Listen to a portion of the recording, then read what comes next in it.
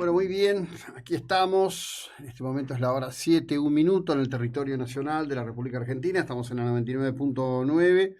Inicio de semana en esta mañana de la ciudad de Mar del Plata con 11 grados 3 décimos. Venimos de un fin de semana con un sábado relativamente agradable, un domingo hermoso, realmente climáticamente hablando, en un buen clima que todavía tiene por delante para extenderse durante unos días.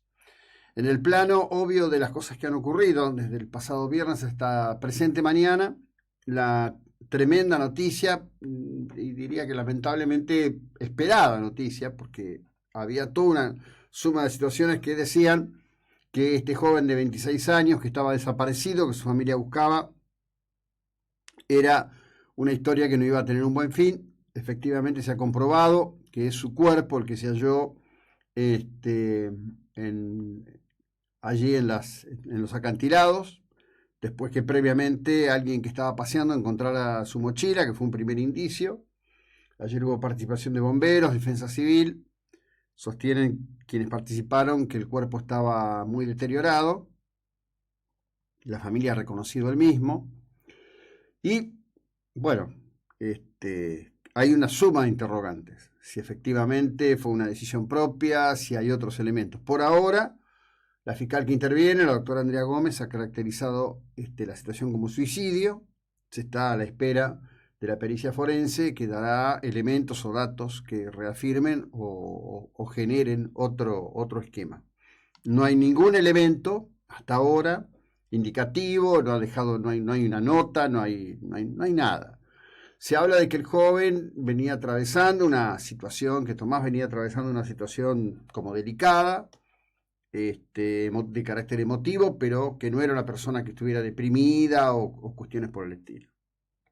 Como digo, cada vez que ocurren estas cosas, cada vez que alguien en algún lugar, en algún momento, de alguna manera toma la decisión de quitarse la vida, se abre un escenario insondable de preguntas que la más de las veces solo nos dejan con eso, con interrogantes. En esto de la condición humana y de la violencia, hay un video desde muy temprano que seguramente está destinado a ser viral, de un tiroteo que hubo ayer en un mall en Colombia, donde un hombre ingresa desarmado, de 2 disparos le quita la vida a su pareja, esposa, no sé, eso no está claro, pero bueno, evidentemente alguien que convivía y donde habría seguramente un hecho de carácter pasional, para luego dispararse a sí mismo intentando quitarse la vida, aunque no lo ha logrado. Es increíble que de alguna manera no podamos escapar todos los días al hecho de tener que hablar de la violencia, ¿no? La violencia que habita en la condición humana y que está permanentemente de una u otra manera entre nosotros, como le pasó a estos jóvenes argentinos en una playa del Pacífico mexicano que estaban tranquilos, perfectamente, pasando un día fantástico, y de pronto alguien, que según dice la autoridad del municipio mexicano en cuestión, ni siquiera es de allí, sino alguien que había llegado a buscar trabajo, sin mediar explicaciones, la emprendió a machetazos con ellos. La lista y saga de los compatriotas que vienen pasando situaciones de terror o perdiendo la vida en el exterior, la verdad, comienza a hacerse larga. Aquí entre nosotros el viernes, que fue un día caliente en la ciudad, por el juicio al policía Pedro Bogado, en donde en relación a la muerte de Brandon Romero había un gran activismo político, muy en particular del Partido Obrero, que llegó a que el abogado expresara ante el jurado una serie de observaciones referidas a una de las peritos que había intervenido, perito que trabaja para el Poder Judicial y está vinculado al Partido Obrero. Finalmente, en algo que sabremos dentro de un rato, con más detalle, a través de una entrevista, el jurado popular determinó que el policía abogado no es culpable, es decir, se ha tomado este argot americano, not guilty, literalmente, entonces culpable y no culpable, con lo cual la querella en la persona del abogado Sibo, alguien que alguna vez fue como una suerte de primus inter pares de algunos derechos humanos en Mar del Plata, que es un abogado muy caro, habitualmente abogado de narcos, porque es tipo muy vinculado a esos temas, esté, digamos, representando a lo que se entiende es una familia de bajos recursos, muy llamativo, todo. Lo cierto es que, digamos, tratando de lavarse las partes, decir, bueno, no, nosotros no perdimos, en realidad lo que pasa es que siguen insistiendo con una historia que no pudieron probar en el plenario ante el jurado. Esto es en definitiva lo que ocurrió, jurado que tomó esa decisión y dijo, bueno, mirá, hasta acá llegamos, esto es así, esta persona no es culpable, no hay elementos contundentes, sabremos después, insisto, en el transcurso de esta mañana, si esos elementos fueron como que la duda favorece al reo o que evidentemente el contexto de la prueba y de la carga no era el debido para una imputación de estas características. Y en paralelo con esto, aparece la decisión del Tribunal de Brasil que determina que en el caso de la denuncia de Telma Fardín, muy cuidadoso el discurso del tribunal, dice, bueno, no hacemos menoscabo de la persona, no hacemos una serie de consideraciones, pero el relato de la querellante no es consistente, dado que en el tiempo transcurrido entre el momento que describe cómo ocurrieron los hechos y el momento en que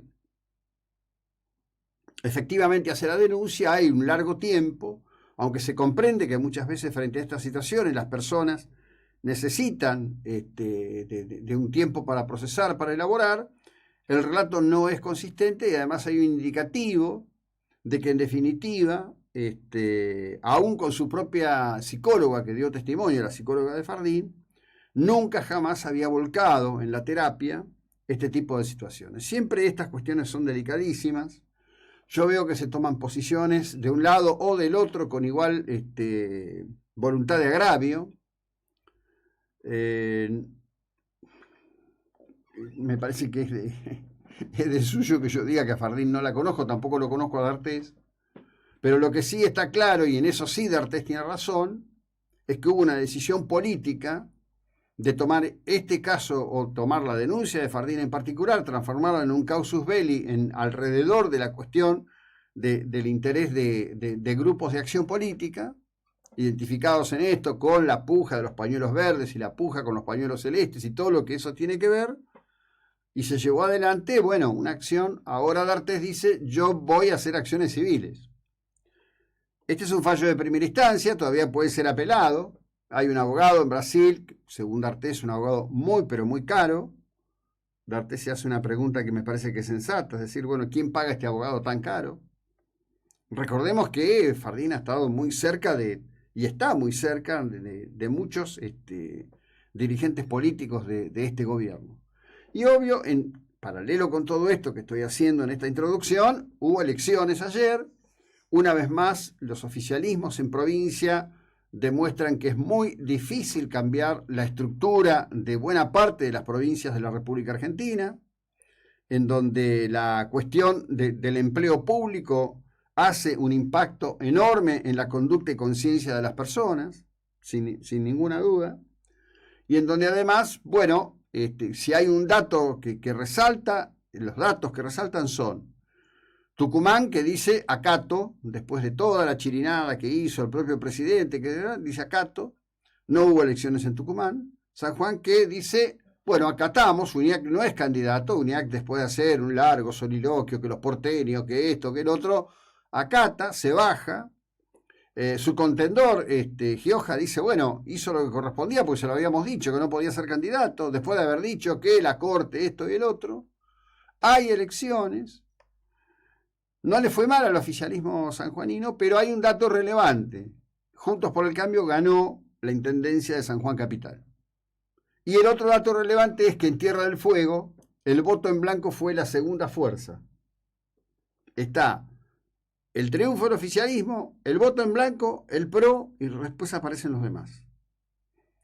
Esto para mí es una de las señales más fuertes de lo que se viene. Por supuesto, bueno, un rotundo triunfo en Salta del gobernador Sáez, que se lo agradeció a Sergio Massa. Ha estado largamente vinculado con Massa, aunque hoy está más en la idea de la estructura de un partido provincial.